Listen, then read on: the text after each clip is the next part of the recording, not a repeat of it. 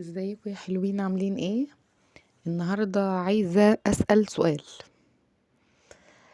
هو ليه دايما الدنيا ما بتديش كل حاجه؟ يعني تلاقي الست المحترمه واخده راجل بسبوس، بمعنى الكلمه، واخده راجل بيمشي مع طوب الارض. وليه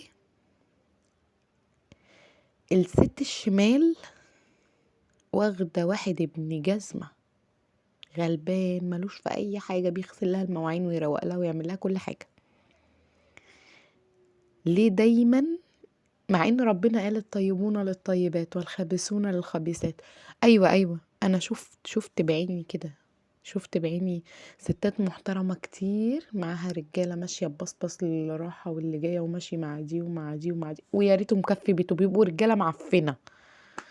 يعني يا ريته مثلا اللي هو، وتشوف الست المعفنة اللي هي ما بتقومش من مكانها والمواعين متلتلة والدنيا مبهدلة وقاعدة متفكرش غير في نفسها وطول النهار تلط في التليفون، تلاقي معاها راجل يقولك انا معايا ست الكل.